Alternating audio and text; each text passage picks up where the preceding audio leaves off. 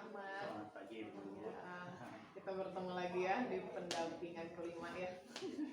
Tetap semangat nih Pak Ahmad. Tetap semangat. Sehat-sehat. Alhamdulillah.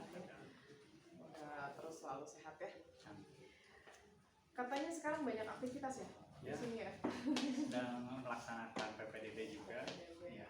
Kebetulan jadi panitianya. Ya baik, di sini biasanya kita akan ada wawancara sedikit berdiskusi ya di sini. Ada beberapa instrumen modul 3.1 yang tentang kepemimpinan itu.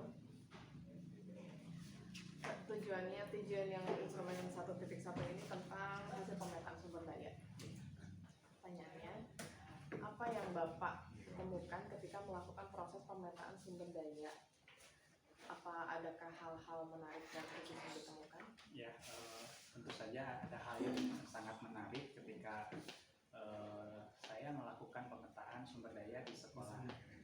Yang menariknya itu ternyata berbagai macam potensi-potensi yang bisa menunjang visi dan misi sekolah kita itu berada di sini gitu, sumber dayanya, mulai dari sumber daya manusianya, lalu lingkungannya, lalu ada unsur-unsur pihak lainnya seperti kepolisian, muspida, dan bahkan politik juga, bahkan berkaitan dengan keagamaan juga, itu bisa menunjang kepada visi misi yang kita miliki.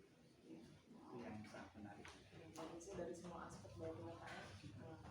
Baiklah nih, perubahan apa nih yang Bapak harapkan dari terjadi, yang Bapak harapkan dapat terjadi di lingkungan sekolah setelah Bapak mengetahui sumber daya yang ada, dan bagaimana Bapak mewujudkan perubahan tersebut, Ya, harapannya itu adalah sumber daya yang ada di sekitar kita ini bisa berjalan dengan optimal, ya tentunya dengan sesuai dengan fungsi-fungsinya gitu. Dan seperti sumber daya manusia itu harus sesuai dengan apa yang dilakukannya, misalnya tupoksinya apa, dan itu berfungsi sesuai dengan tupoksinya, ataupun dengan lingkungannya ketika ada sarana dan prasarana yang menunjang untuk visi dan misi itu, dan itu bisa difungsikan secara baik dan bijak juga. Itu yang akan dilakukan.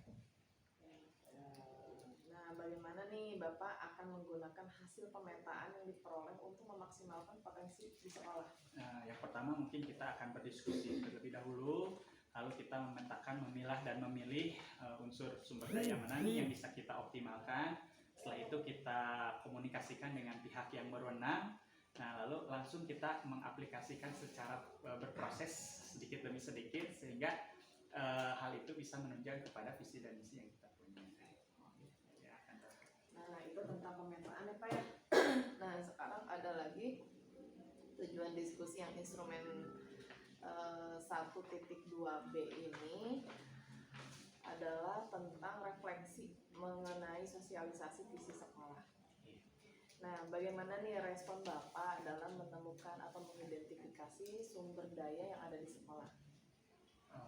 Kita mengidentifikasinya mungkin dari unsur-unsur yang paling vital dulu ya, seperti sumber daya manusianya, apakah itu menunjang terhadap visi kita gitu. Yang kedua, faktor lingkungannya, apakah visi yang kita ajukan ini bisa optimal atau tidak gitu.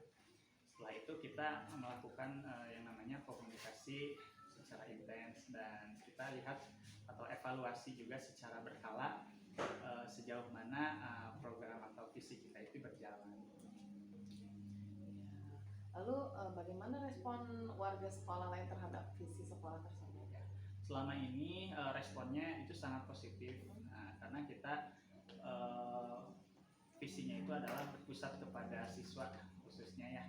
Jadi program-program yang kita lakukan, perencanaan yang kita lakukan ini tujuannya itu ingin menunjang siswa kita untuk mencapai gerbang kesuksesannya itu. Maka dari itu guru-guru juga sepakat dengan apa yang kita tuju. Nah, ini menjadi respon yang positif bagi warga di SMA di Kecamatan juga. Nah, lalu apa saja nih kendala dan tantangan yang Bapak hadapi saat melakukan identifikasi sumber daya sekolah ya? Dan bagaimana nih Bapak mengatasi kendala? salah satu tantangannya itu adalah di sini sumber daya sangat banyak. Namun di sini ada disfungsi, eh, ada yang sumber daya itu fungsinya itu lain gitu. Maksud dari fungsi yang lain di sini adalah seperti contoh bagian dari misalnya humas misalnya, tapi dia tuh belum berjalan secara efektif misalnya dan lain sebagainya. Nah, itu adalah bagaimana tantangan disfungsi ini atau tidak berfungsi ini bisa dirubah menjadi fungsi yang sebenarnya. Bahwa adanya humas di sini yaitu untuk bisa mengcover kegiatan-kegiatan yang ada di sekolah, bisa dan lain sebagainya. Mungkin dari fungsi yang lainnya adalah sarana prasarana mungkin yang kita punya kadang itu disalahgunakan atau belum sesuai dengan fungsi yang sebenarnya. Nah, itu tantangannya. Cara kiat-kiat untuk menanggulangi suatu tantangan di situ mungkin kita melakukan suatu pendekatan, lalu kita senantiasa belajar kembali bagaimana kita belajar fungsi-fungsi dari sumber daya itu agar itu bisa menunjang visi dan misi yang kita punya. Sumber daya dari segala aspek itu ya Pak ya. Betul. Nah baik nih, lalu bagaimana nih perasaan Bapak ketika berhasil mengidentifikasi sumber daya tersebut? Ya, kalau perasaan itu menurut saya bangga ya pada diri sendiri bahwa saya mampu untuk mengidentifikasi sumber daya yang ada di sini. Hanya saja saya juga tidak berpuas diri untuk hal saat ini juga ingin bukan hanya sebatas mengidentifikasi, tapi ingin juga menerapkan secara keseluruhan gitu, sehingga apa yang menjadi cita-cita sekolah atau visi sekolah ini bisa berjalan dengan baik. Lalu apa pertimbangan Bapak dalam menentukan sumber daya sekolah? Pertimbangannya itu adalah fungsi. Dari fungsi itu yang mana fungsi itu bisa berjalan dengan baik dan bijak dan bisa dirasakan oleh komponen yang ada di seluruh warga sekolah atau misalnya di sekitarnya. Lalu apakah terdapat hal lain yang dapat dijadikan sumber daya sekolah yang belum Bapak temukan dalam proses yang sudah berlangsung?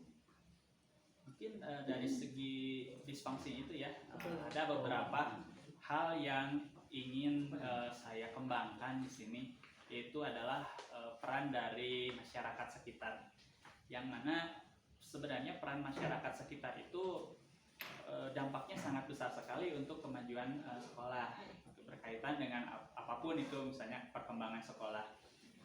Di sekolah sendiri kan itu untuk pembiayaan dan lain sebagainya itu kan terbatas gitu. Tapi kalau misalnya ada bantuan dari masyarakat lain itu bisa menunjang lebih gitu, karena peran dari masyarakat itu bisa tidak terbatas, tidak dibatasi oleh apapun yang ada masuk, ya itu terserah, karena dengan tujuannya masyarakat ke sekolah itu untuk mengembangkan, itu juga bisa berdampak kepada siswa yang ada di sini. Nah, cuman saya penasaran nih sama aspek politik yang Bapak maksud sumber daya dari aspek politik ini apa nih contohnya? Nah, kalau misalnya aspek politik di sini ada ya pejabat yang masuk ke sekolah, itu hal-hal yang lumrah ya. Terus lalu ada di bagian LSM juga sering kali masuk ke sini ya, tapi LSM yang tentu saja dengan bukan oknumnya kita garis bawahi, tapi sesuai dengan fungsi pengertian dari LSM itu sendiri. Itu sih yang akan kita coba untuk kita kaji, kita rangkul, itu tadi dengan tujuan bahwa kita ini ingin meningkatkan atau mengembangkan sekolah kita gitu, bukan hal yang lainnya. Demi kemajuan sekolah kita ya Pak ya. Tujuannya itu. Nah ini kembali ke instrumen 1.3 ya, tentang refleksi proses pembuatan peta sumber daya yang sudah dibuat oleh Bapak. Nah, bagaimana nih proses Bapak dalam menemukan atau mengidentifikasi sumber daya yang ada di sekolah? Ya, saya mengidentifikasi mulai dari hal-hal yang ada di sekitar saya. Dimulai dari sumber daya manusianya, tentu saja kan hal-hal yang paling urgent itu ada kepala sekolah, ada wakil kepala sekolah, ada bagian subbagian, lalu tenaga kependidikan, dan tentu saja yang paling penting itu adalah pendidik dan siswanya. Itu identifikasi mulai dari sana. Terus saya juga mengidentifikasi dari lingkungan sekitar yang bisa menunjang pada peningkatan sekolah, mulai dari sarana dan prasarananya, mulai dari ruangan kelas, meja, bangku dan lain sebagainya. Dan daripada itu juga saya mengidentifikasi dari sumber daya ya seperti hal penunjang lainnya, bukunya bagaimana, lalu kita menggunakan internet untuk belajar atau bagaimana, yaitu kita identifikasi. Dan daripada hal itu kan ada pokok yang lain, misalnya ada komite sekolah, itu bisa menunjang juga untuk berlangsungan perkembangan yang ada di sekolah. Daripada itu juga pihak masyarakat dan Muspida juga di sini berpengaruh juga, pihak ya pejabat yang ada di sini, mulai dari RT, RW, desa, kecamatan, bahkan pejabat sering kali datang ke SMA itu untuk menunjang keberhasilan yang ada di SMA. Ini yang akan identifikasi. Kebetulan ini juga jadi ini ya, pilot project untuk sekolah penggerak. Sekolah-sekolah lain ya, jadi mereka mungkin mencontoh ke sini ya Pak ya. Bagus ya Pak ya. Nah baik, ini hampir sama sih seperti yang tadi, cuma kita ulang lagi aja. Apa saja kendala dan tantangan Bapak hadapi saat melakukan identifikasi sumber daya sekolah dan bagaimana Bapak mengatasinya? Ya, tantangannya itu gitu. Kita itu banyak potensi-potensi untuk sumber daya yang ada di sekolah, namun di sini masih dysfunction itu atau belum bisa berfungsi secara utuh gitu. Masih meraba-raba, masih ada yang belum tahu fungsinya apa, masih belum ada yang mau berkecimpung di sumber daya tersebut gitu. Ada suatu program namun tidak secara keseluruhan untuk mengikutinya. Ada yang responnya baik, ada juga yang responnya ya acuh-acuh dan lain sebagainya. Itu yang menjadi tantangan untuk mengidentifikasi sumber daya yang ada di sekolah ini gitu. Namun untuk mengatasinya tersebut ya kita melakukan suatu pendekatan dan penjelasan, ya kita berikan diseminasi juga bahwa sumber daya ini sangat penting untuk kemajuan dan untuk menunjang visi dan misi yang kita punya. Baiklah. Lalu perasaan Bapak nih ketika berhasil mengidentifikasi sumber daya, kalau tadi kan pemetaannya ya, Iya. Kalau sekarang sumber daya sekolahnya. Perasaannya ya bagaimana ya? Perasaannya ya senang sih dan bangga juga karena saya terlibat langsung dalam pemetaan sumber dayanya di sini dan bisa menjadi titik untuk menyerah kepada pihak yang berwenang ya. Tentu saja nanti kan keputusan berada di kepala sekolah ya, di atas. Dan saya bisa mengajukan itu adalah hal yang membuat bagi saya itu membanggakan. Betul ya. Lalu apa nih pertimbangan Bapak dalam menentukan sumber daya sekolah ini? Ya, pertimbangannya seperti tadi, yaitu fungsinya. Fungsi yang berjalan dengan baik dan tentu saja bijak dan bisa bermanfaat bagi khalayak banyak. Ya, kalau tadi kan nyambungnya ke visi misi ya, ke visi misi sekolah. Kalau sekarang langsung ke proses pembuatan peta sumber dayanya ya. Ya, masih di disfungsi ya, fungsinya ya. Baik, apakah terdapat hal lain yang dapat dijadikan sumber daya sekolah yang belum Bapak temukan dalam proses yang sudah berlangsung? Bagi saya ada pemetaan sumber daya yang bisa ditingkatkan ya, yaitu berkaitan dengan luas di sekolah yang minimal yang saya ajar saat ini masih ada lahan yang belum bisa terpakai atau tidak optimalkan yang baik. Jadi hal yang ini membuat kalau rumput liar misalnya ini, tapi kalau misalnya dimanfaatkan secara baik dan bijak itu yang optimal, itu bisa menjadi manfaat yang lebih baik gitu. Manfaat yang luar biasa ya. Nah ini juga menjadikan program kedepannya bersama, mungkin kalau sekolah masih mungkin ada batasnya, yaitu tadi bekerja sama dengan masyarakat untuk bisa membuat program seperti lapangan yang baru, bisa membuat lapangan yang baru juga di sana. Kolam renang juga sebenarnya kalau misalnya mampu ya ada gitu. Mau auditorium ditunjang sama berbagai aspek ya. Betul. Dan tidak menutup kemungkinan sekolah kita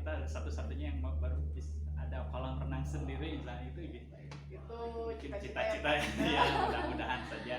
Iya, bagus-bagus sih Pak cita-citanya, yang mudah-mudahan terrealisasi ya Pak ya.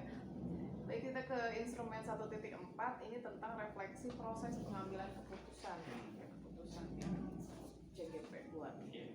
Berdasarkan hasil pemetaan yang Bapak lakukan, bagaimana hal tersebut mempengaruhi proses pengambilan keputusan yang dilakukan Bapak? Ya, untuk melakukan suatu proses dilema etika itu ada 7 proses sih yang mungkin sudah dilalui. Mungkin itu berat, tapi kita lihat dari asas manfaatnya. Mana sih hal-hal yang bisa bermanfaat untuk halayak banyak, walaupun kita harus bisa mengambil resiko ketika ada sesuatu yang mungkin kontra dengan keputusan kita gitu. Yeah. Dan kita harus bisa ya pada tadinya fungsinya yang itu kan baik dan bijak.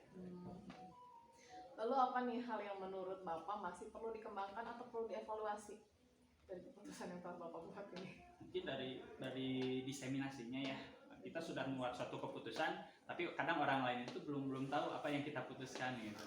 Kita sosialisasikan bahwa keputusan ini adalah dengan berbagai pertimbangan, kita lihat dari aspek kebermanfaatannya, lalu kita lihat juga dari aspek kekurangannya itu seperti apa, dan kita ambil suatu keputusan tentunya resikonya kita ambil gitu. Ya. Berarti kalau kita sudah membuat keputusan, kita juga harus ya bisa menerima resiko yang apapun yang terjadi di depan situ ya. Ya bagus, itu sebagai tanggung jawab ya. Nah, lalu apa nih hal yang menurut Bapak mendukung keberhasilan dari keputusan yang diambil? Hal-hal yang membuat saya terhadap betul mendukung keberhasilan itu adalah yaitu asas kebermanfaatannya. Ya, kalau misalnya kebermanfaatannya itu muncul halayak banyak orang, nah, itu bagi saya itu adalah suatu keberhasilan. Jadi keputusan yang saya ambil itu bukan hanya semata-mata untuk keputusan pribadi gitu, tapi keputusan untuk halayak umum itu terjadi yang lebih baik itu bagi saya. Adakah pengalaman yang terjadi baik dalam waktu dekat ataupun sebelum mengikuti pendidikan guru penggerak ini ya, yang mencerminkan dilema etika baik itu terkait murid maupun rekan sejawat? Ada yang berkaitan dengan dilema etika ya, ketika saya harus melakukan suatu pekerjaan di mana itu berbarengan gitu. Seperti contoh, saya harus mengikuti lokakarya, tapi juga saya harus mempersiapkan kemarin PPDB. Ya, itu ada bagian dari ya, bagian dari dilema etika. Tapi saya berusaha satu berkomunikasi dengan baik, saya memberikan penjelasan bahwa ini harus hari ada punya deadline dan sebagainya. Dan itu bagi saya itu juga sebenarnya dilema mana kebermanfaatannya mungkin yang lebih baik, apakah ada yang bisa kita tunda terlebih dahulu atau bisa, walaupun itu sebenarnya berat dan ya itu harus sama-sama ada tanggung jawab di sana ya. Mungkin itu pengalaman yang makanya kemarin Bapak itu memang pucat kemarin. Oh iya, selain daripada itu kan kebetulan di rumah juga istri sedang sakit juga, jadi dilema etikanya tuh kemarin, tapi ya udah dengan berbagai 7 keputusan juga ya, seperti dibantu dengan metode stop juga, dengan metode, tapi lokakarya itu sangat membantu. Ya alhamdulillah sih bisa dilewati itu, bisa berjalan dengan ya dengan resikonya ya minim gitu. Yang penting ikhlas ya Pak ya. Betul. Alhamdulillah sih.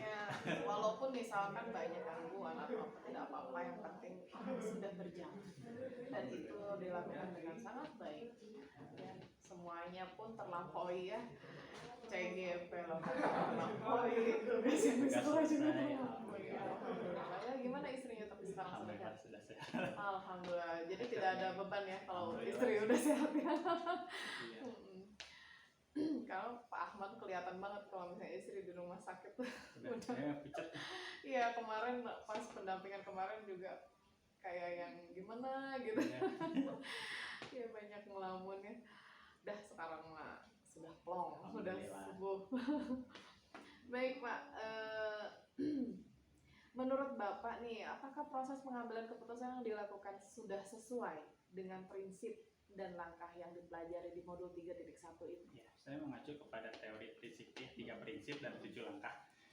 Di sana saya mengikuti jejaknya, dimulai dari 3 prinsip apa saja dan 7 langkah. Bagi saya itu menjadi acuan tersendiri bagi saya, dan saya sudah melakukan hal itu.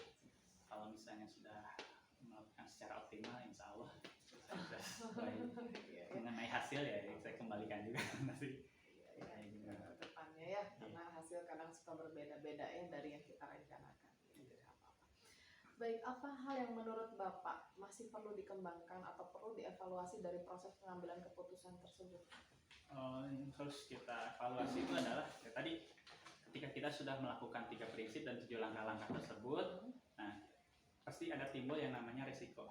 Nah ini di sini manajemen resikonya kita harus juga pikirkan. Ketika ada yang kontra kepada kita, ada yang tidak sesuai dengan apa yang kita putuskan, nah itu juga harus kita perhatikan ya, dan untuk supaya kita jelaskan bahwa apa yang kita lakukan, apa yang kita putuskan itu tidak semata-mata untuk diri pribadi, tapi untuk hal yang banyak juga. Jadi kita coba untuk komunikasikan dengan yang kontra tersebut. Lepas dari itu mah ya silahkan, setidaknya kita sudah menjelaskan bahwa keputusan ini dan kemanfaatannya seperti ini, walaupun tidak sesuai dengan ya dijelaskan saja, terbuka. Nah ini pertanyaan terakhir, bukan pertanyaan terakhir tapi instrumen terakhir tentang refleksi pencapaian kompetensi yang selalu dibicarakan setiap kali kita pendampingan ya. Apa saja nih pencapaian Bapak pada pembelajaran bulan ini? Alhamdulillah bulan ini saya mencoba untuk memetakan tadi ya sumber daya yang ada di sekolah, lalu nanti dilihat dari asas kebermanfaatannya seperti apa. Dan saya juga belajar bagaimana cara untuk mengambil suatu keputusan dari dilema ini. Nah, saya rasakan. Iya. Lalu apa nih? Apakah terdapat tantangan dan kesulitan selama proses pembelajaran? Dan bagaimana Bapak menanggapi tantangan dan kesulitan tersebut? Ya, tantangan yang saya rasakan seperti tadi ya, saya harus menjalani suatu kegiatan di mana ada 2 kegiatan yang berbarengan seperti itu, yaitu tantangannya ya cara untuk menghadapinya yang pertama saya diam dulu, kita lihat dulu, kita memilah-milih dulu mana kebermanfaatannya, mana resiko yang harus diambilnya, lalu kita komunikasikan bahwa dengan tujuannya seperti ini, pada akhirnya kita coba untuk melakukan. Pada akhirnya nanti kita evaluasi apakah apa yang kita lakukan ini sudah benar atau tidak. Ini itu kan. Ya, dijalani dengan ikhlas dan tulus ya Pak ya. Karena kalau kita tidak menikmati perjalanan itu pasti akan bebannya bakal berat sekali ya Pak ya. Alhamdulillah sih, bersyukur alhamdulillah diberikan kepercayaan, betul, alhamdulillah itu walaupun 2 kegiatan berarti artinya saya diberikan kepercayaan lebih dan untuk lain untuk melakukan kegiatan itu. Alhamdulillah diberikan kepercayaan juga, yang kedua diberikan kesehatan juga untuk melakukannya, dan alhamdulillah juga selesai. Iya, karena Tuhan itu memberikan cobaan itu tidak akan kepada orang-orang yang salah ya. Diberikan kepada orang-orang yang tepat, yang memang akan sanggup untuk menjalaninya ya. Lalu ini yang terakhir sekarang, bagaimana Bapak akan menggunakan pencapaian tersebut untuk proses pembelajaran selanjutnya? Ya, apa yang saya dapat, apa yang saya terima, tentu saja akan saya aplikasikan terhadap pembelajaran yang kedepannya. Mudah-mudahan kita mengevaluasi dari hal-hal yang sudah kita dapat, kita coba diseminasikan kepada rekan-rekan, sahabat-sahabat semua, dan saya juga akan mengaplikasikan kepada anak didik saya nanti depannya, bahwa tentu saja pengalaman-pengalaman yang saya dapat hari ini itu bisa bermanfaat kepada orang banyak di depannya. Amin. Ya, terima kasih Pak Ahmad ya. Nanti mungkin ada yang harus ditandatangan seperti biasa ya, daftar hadir. Ya, terima kasih atas wawancara dan diskusi kita. Mudah-mudahan nanti di Lokakarya ke-6 ya kita bertemu lagi ya dengan keadaan sehat ya. Amin ya Allah. Amin. Assalamualaikum warahmatullahi wabarakatuh. Waalaikumsalam.